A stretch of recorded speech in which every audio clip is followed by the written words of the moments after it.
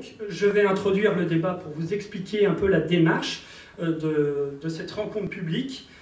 Des insoumis à la droite gaulliste, à première vue, si l'on se réfère à une idée un peu préconçue, on peut se dire que rien ne les rapproche.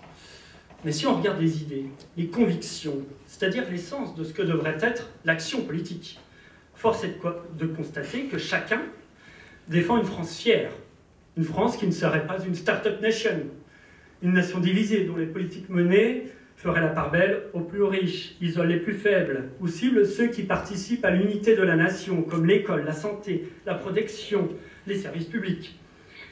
Vous défendez également une république sociale, une et indivisible, la lutte contre les inégalités. Vous êtes aussi pour la défense d'un modèle économique particulier. Certains diraient peut-être pour une troisième voie entre le communisme et le capitalisme libéral. Je pense honnêtement qu'aujourd'hui on est dans un bouleversement des clivages.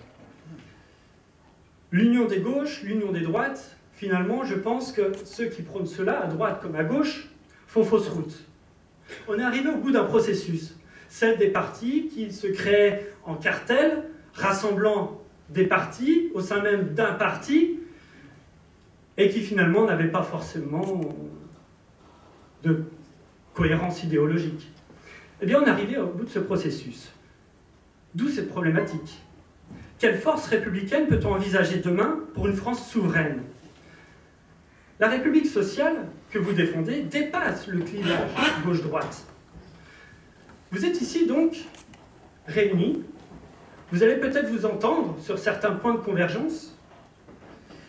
Et pourquoi pas, pour certains d'entre vous, ceux qui le souhaitent, vous unir. On ne sait pas. Natacha Polony disait en 2014, toute personne qui va, à un moment donné, sortir du discours convenu est repoussée dans des marches totalitaires. D'autant plus si cela concerne l'économie ou l'euro. On a laissé au FN le monopole de l'alternative. Eh bien, cette alternative est peut-être ici, devant vous, ce soir. Alors, j'ai conçu ce débat en 3 parties. Chaque intervenant aura 4 minutes, et je compte sur votre rigueur et votre qualité de synthèse pour respecter ce temps. Puis après ce tour de table, et le visionnage donc de la vidéo de M. Pierre Ouzoulias, qui nous a transmis une vidéo de 2 minutes, vous pourrez répondre, si vous le souhaitez évidemment, à une question subsidiaire. Et puis viendra le temps de l'échange avec vous. Je m'efforcerai évidemment de vous donner la parole le plus possible. Alors je vais donner justement cette parole en premier lieu à M. George Kuzmanovic. Mais avant que vous puissiez intervenir, je voulais simplement pointer quelque chose qui, moi, m'a intrigué, m'a intéressé. C'est que lors de la campagne présidentielle de M. Jean-Luc Mélenchon, celui-ci parlait de nation, de peuple. Il ne parlait pas d'union des gauches, il ne parlait pas même de la gauche.